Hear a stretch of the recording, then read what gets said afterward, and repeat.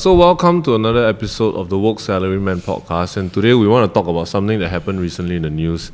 So I will read the account, and then we will both then talk about it, right? So let me read the account first. So this is shared by an ITE graduate who claims that he earns $80,000 Sing a year as a plumber in Australia. So here's the post. It's titled "Life is Better Overseas," and it was submitted to SG Whispers. So it goes, lol, I was a Singaporean, currently Australian, am in my 30s, recently watched Lawrence Wong video on hard work and income disparity. Please lah. I graduated from ITE. My whole life, everyone in Singapore looked down on me. When I started working as an ITE grad, I was only paid 1.6k and told that I deserve that pay as I'm from ITE. Packed my bags, left for Aussie, and now am a plumber. I earn more than 100k here, even after paying my taxes. I'm easily earning $80,000 a year. What kind of ITE graduate in Singapore doing hands work like plumbing can earn 80k after taxes? Moreover, I am not a boss of a plumbing company, just a simple plumber. People like us in nursing, construction, plumbing all should leave Singapore. Other places better. Please lah, minister in Singapore talk out only.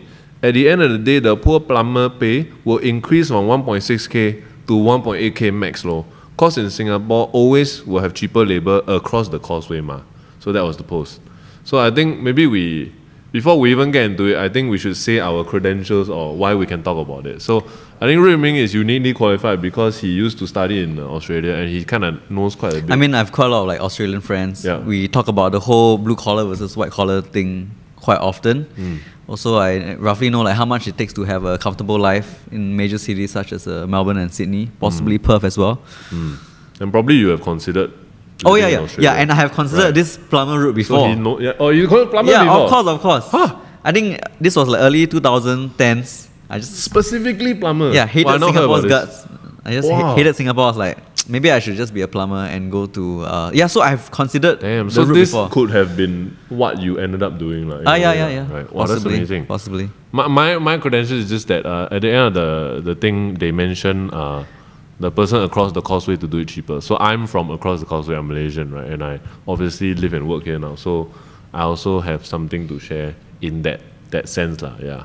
So I remember when I shared this with you, Rumi, you said something that I thought was very interesting. You said that this person is doing what you would have done if you had this situation and that you are happy for this person. Can you explain a bit more? Yeah, I think good for him. There are many people who dislike Singapore, but they just sit around and bitch about it lah. Yep. This guy, he using his credentials as a plumber, Yep. went to apply. I'm assuming on a special visa to Australia. Yeah. Worked there a couple of years, became Australian. Yep. Now earns like money just enough to make him happy. Yeah. Isn't that great? Like, Yeah, isn't that what you would do in that situation also? I think so, yes. It seems like a very good situation. I just don't think it's very fair. The ending and the whole subtext of this thing is basically that it's not nice to be in Singapore, or that if you do these kind of things, the best thing for you to do is, or maybe actually that's fair to say. Well, actually, I agree with him on this part. Okay, so I feel as an individual, you have the right to choose which place you get the best opportunities. So based on your profession and your skills and whatever. And if Singapore is not the place that gives you the best opportunity, then you can go. But of course, you must realize that what is the best opportunity for you might not be the best situation for everyone else. For example, if a plumber earns 80k here, Singaporeans will need to pay a lot more for their plumbing services. Yeah, because somebody has to pay for their plumber's pay. Exactly. Yeah, but I'm commenting as like a personal finance person looking at you make this career move for yourself.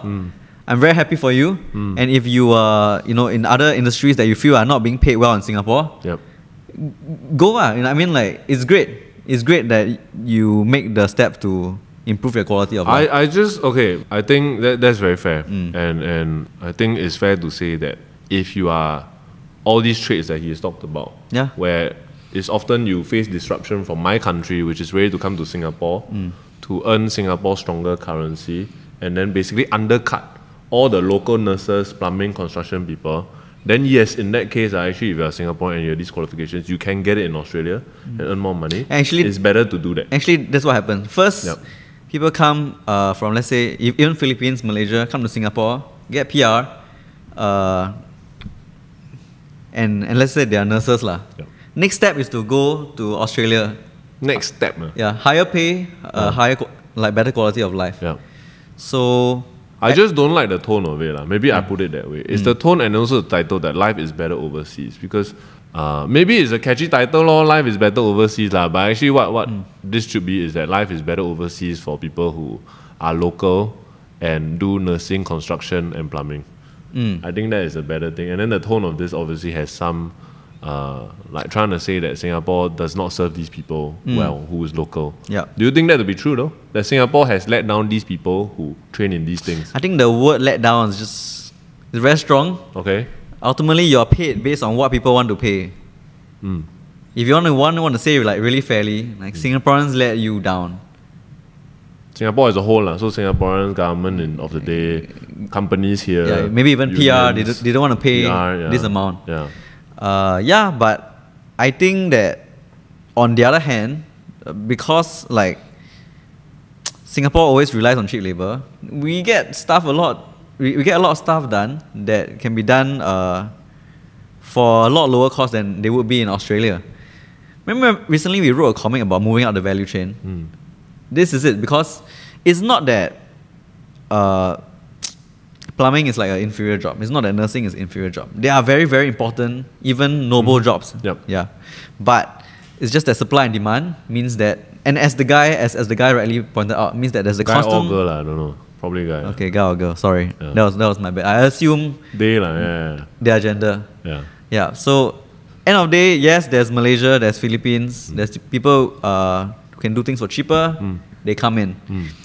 I think what's also important to realize is that Australia is a very unique country in the sense that they are very strict on who they let in and who becomes citizens. And that has kind of created an environment where blue-collar workers, typically displaced by foreign labor, are done by locals. And in some cases, they actually earn higher than white-collar workers in Australia. So like your construction worker, your plumber, that kind. There are local Australian Caucasians. And they're working in the road and they're earning more money than your white collar. Yeah, I mean that's quite a frequent phenomenon. Nowadays Australian can be not Caucasian also, but I think yes. Frequently because to us or to me maybe I racist in that way also. I just it seems like white is always like higher class or tend to be richer, you know. That's why like to see the image, I have to admit when I first went to Australia, that was what struck me the most. I saw like some road workers and then it's all white people. You know, so that struck me very much. And then only when I got older I sort of understood how that comes to be and what's the trade-offs, because that means that probably they have to really restrict the amount of foreigners that come in who's willing to take less money to do this kind of handwork as the person describes. Then they have to protect them. So they're artificially actually keeping the price of this kind of work high, which is good and also not good. Good because your people can earn more money, your local people doing these things, but not good because it'll be more expensive to get plumber, right? And is it probably the case where plumbers are freaking expensive in Australia? They are. I think my friend told me like the time he called, it was like a few $100s. To do what? To just come down? I think just to come down is like 100 plus. And then to fix the thing is like another 100 plus. Right. So these are like numbers unheard of in Singapore. In Singapore context. Also, there are a lot of white collar workers and uni grads complaining that I go uni for what? I go study 4 years, still earn less than someone who went to a vocational school or trade school. What is the point of it? So that is that whole other different conversation as well. Also, when you do this, then also what might happen is that some other people are unhappy, and they will choose to not pursue higher education, which is actually moving up the value chain and would, in a way, hinder that whole country as a whole from moving up that value chain. It's pros and cons. So there are many things that allow Australia to be in such a position.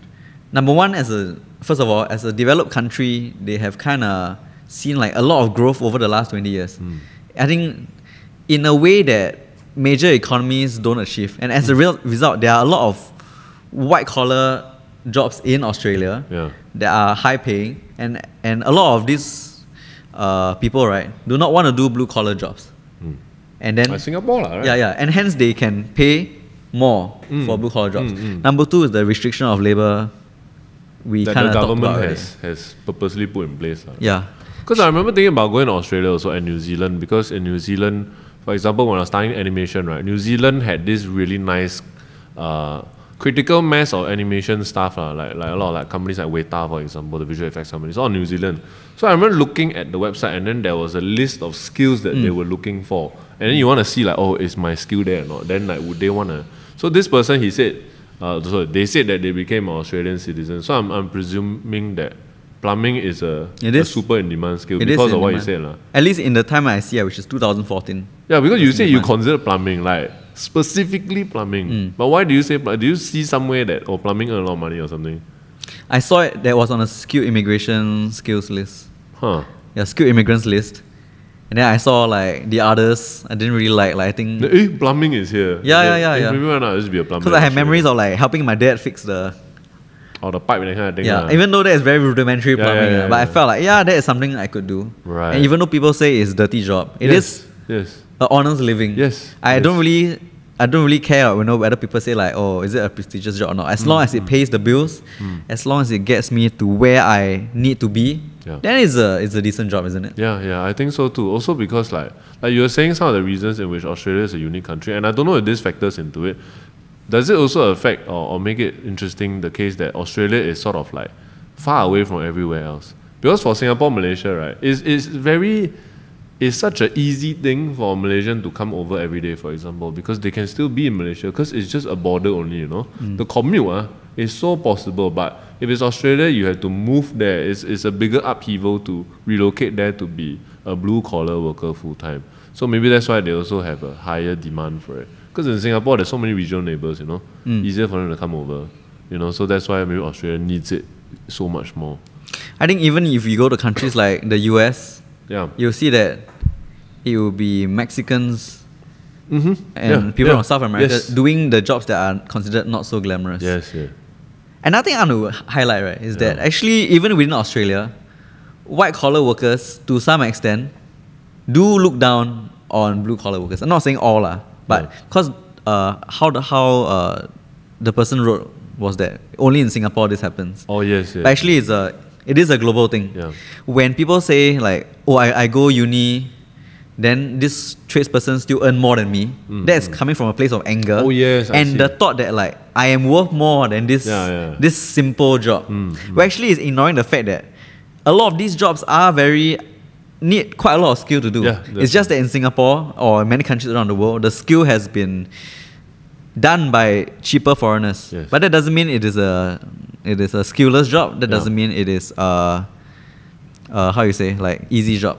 Yeah, definitely not easy. It's just that someone cheaper you sweat, the thing spray everywhere. Yeah, and there's actually like quite a lot of like technical knowledge behind it. It isn't just like take the tool, put inside. Yeah, if you try to fix yourself, you understand how complex it can get. Like even the kind of, I don't know what it's called, there's this thing that like the thing, you have to fit on the thing and you replace it, right? The gasket or whatever, right? There's so many different varieties. And then they will know like, I have a plumber come right, and then he just knows like this one not in production anymore. Then he still have some like, this kind I would never be able to solve myself on a YouTube video kind of thing, I think.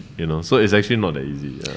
I do think there is some room in Singapore to pay whoever is working in them higher, but I think there's limited room for it. Because it's still free market competition. And if Malaysians can come over to do this job, like, you will push the price down because then that's our competitive advantage. Because I'm living in Malaysia, my cost of living is way lower. Then I just push it down and I squeeze you. Then you still have no chance because the free market and Singaporean culture, I still feel as a whole, would still go with a cheaper price. They would think it would be good to support local, but the support local is substantially higher. I think support local is fun to say, right? Fun to say. Until it costs like $50 to $100 more. Yeah, then you'll be like, I would like to, but I'm not that rich. I let the rich people do it.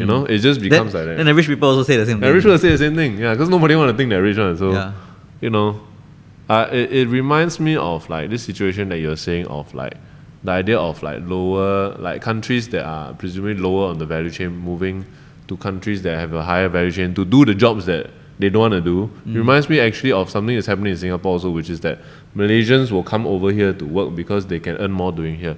So like in the post, the person mentioned nurses. Like where I come from, Johor, which is the most southern state that has a lot of people moving to Singapore to work or commuting every day to work, right?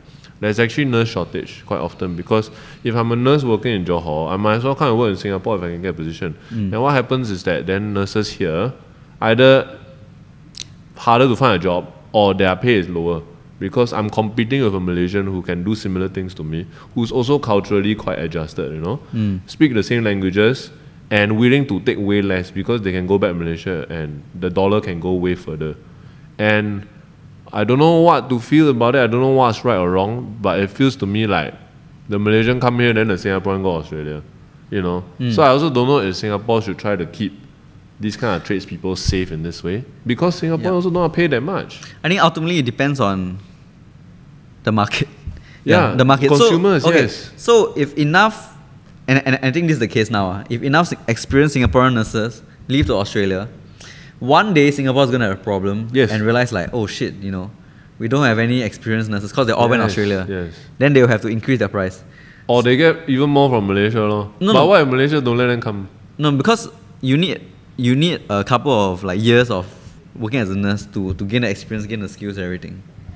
To go Australia? No, to be a nurse. To be like a nurse that can go Australia or to be a senior nurse or a more qualified nurse. Because nurse also got spectrum. There's actually like different grades of nurse. Right. So there might come a day where actually like, there's not enough senior nurses. Not senior nurses. Okay, we better increase the salary. And I think like the market adjusts. That's actually what I think is happening in Singapore. I think people are beginning to realize that, you know what, nurse isn't like a simple job or easy job you can just, you know, let foreigners do forever. Eventually you want skilled people to come in and stay and do these jobs. Maybe it's true that on the spectrum of nurses, some are considered like easy jobs to do, but just like in every profession, it becomes harder and harder and harder. The more you climb, the more things you need to know, the more skills you need to have, and of course the money will be more also lah. Yeah, so if it gets to a point where we as consumers just don't appreciate that difference in skill enough or don't pay them enough, then we will find that one day we will have a shortage and then the market will adjust again because we'll be willing to pay even more for better. Exactly. And how can anyone fault people for leaving to seek better opportunities? Right. I think if we were in that position, we'll do the same also. But would you blame the place for not catering to you? Then you have to leave. Do you think it's fair to do that? To say, hey, Singapore never cater to me? I would not blame lah. It's just like, okay. That's what it is. Okay, but maybe because from what this gentleman or gentlewoman, gentle person, like a gentle person, their experience is that they feel that everyone has looked down on them. Yeah, which is a fair statement. So probably very emotional, angry and rude. I mean, if I feel like the whole world look down on me, I will also blame the place. I was like, fuck enough, Singapore, you know, they look down on me. Yeah. I'll go to Australia. Look down on me, don't pay me well some more. Yeah, exactly. But perhaps, right? Okay, because my girlfriend is a real estate agent, and she's told me that she has known handymans that earn, you know, close to 5 figures a month. In Singapore? Handyman, yeah. So like drilling the... Handy person, Sorry, handy person, handy person, drill the things, fix the cabinet, get rid of stains, earn 5 figures, patch the wall. All these jobs combined earn 5 figures. So it is possible that the 1.6 to 1.8K that the person claim they earn is a result of them being an employee instead of being self-employed. And I do think maybe it's also timing. Maybe 10 years ago, it would have been tough for him or her, to become a self-employed plumber. But I think these days with like internet marketing and everything, it's a lot easier. Right. So I think the timing of when they started off as a plumber also matters in this story. Yeah. Because you also want to stay where you are at. Most people want to Preferably, stay at their yeah, homeland. preferably. So it's also, I guess, not very nice to say, yeah, you just move overseas, lor. You know, so I can also understand from that respect, like how it is also not nice lah to have to consider the fact that I have to move overseas to get a good living. So that's maybe where some of that resentfulness can come from. Of course, and also it stems from the reason why Singapore is. I mean, it stems from Singapore being a city state, right? If I was in, let's say Kanazawa in Japan. Okay. Let's talk Australia setting. Okay, let's say I was in Gippsland, which is somewhere maybe like near Melbourne, and there are no jobs there. Now I'll just go to Melbourne lah, to go and work. Find work, yeah. But of course, that same geographical distance from Gippsland to Melbourne Yeah. it will mean you leave Singapore already, because Singapore is so damn small. Yeah. And there's also just no suburbs for you to even go to adjust your cost of living. It's just one price. Yeah. That's it. So Singapore is in a unique situation, because in other countries they say like, why not you just leave and to another city, go find a better job. But in Singapore, leaving the city means leaving the country. Right. It's all or nothing. Yeah, that's fair. And I do think in Singapore we have a tendency to look down on people who don't earn as much. Yeah, that's not cool. Yeah, that's not cool. Yeah, that's not great for who we are as a nation and a culture, because we should respect these traits. Yeah. And also respect also by being willing to pay them, because it's related, right? If I understand that it's hard, I'm willing to pay more money for it. You know. But it's also supply and demand at the end of the day. Yeah, I think it's slightly separate for me. Like regardless of how much you earn, we should respect you and not look down on you. Yes. But of course money plays a part at some point to some. No, what I mean is that if I respect the work, Yeah. like for example a mortician or somebody that deals with the deceased, Yeah. everybody can understand how freaking difficult that is and how unpleasant it is. That's why I think also, even though it involves a lot of handwork, but also a lot of precision of course, maybe that's where that added respect comes from, right? Yeah. There's also a taboo thing to it, but it's such a necessary thing and so little people are willing to do it that it commands a lot of respect. And I think if people try to do plumbing, and then like I always try to do this, I try to do something in the house, then when I find out how hard it is, and then I'll go, okay, I'll pay $200, I'll pay $300, because I've tried it before and it's freaking difficult. I won't do it again. Like for example, my ceiling was peeling, and I tried doing that myself, and it keep coming out my eyes. I had to wear goggles, and it still got inside my eyes. Yeah. And I went, fuck it, next time I'm gonna pay somebody. I don't care how much it costs. Like I'll pay upwards of $500 to have somebody come and do this for me. Wow, $500 a lot of money, but okay. Because it was so difficult. I spent 5 hours doing it. I almost died. My neck hurt, everything. Yeah. So that respect would make me more willing to do it, because I understand now how hard it is. That's what I meant lah. Yeah. But I also get your point. You are saying that regardless of whether you're willing to pay for it or not, you should respect everything, right? Because they are still Regardless of doing income, something. you respect the person. Yeah, Unless the person has some like fucked up behavior, then maybe there's some grounds for But that's disrespect. outside the profession already. Yes, lah. it's outside the profession. Yeah, I agree with that lah. Yeah. Talking to you has tempered a lot of my initial like why is this person so salty? Because actually, it's fair enough to say lah, you know, like you go and study here, you want to be able to build a family and a career here, and then you can't do what you want, and that's not cool, because also it's not like you even do anything wrong. You just want to do plumbing, like you've just chosen that. It's not a nice feeling. So of course, I also think maybe I can understand why this person write like that also. Yeah. I think whoever you are, I hope you have a better quality of life now. Yeah. Be happier. Yeah. And if you are feeling like sucky in Singapore, feeling trapped also, I think there's nothing wrong with exploring, looking overseas as well. You know, we all just do the best for ourselves. Yeah, that's very fair. And like Remy said, like you actually probably did the best with the cards that you were given in life. This would be the choice that he had done also, and he even seriously considered it. Yeah. So, congrats to you and kudos to you. Yeah.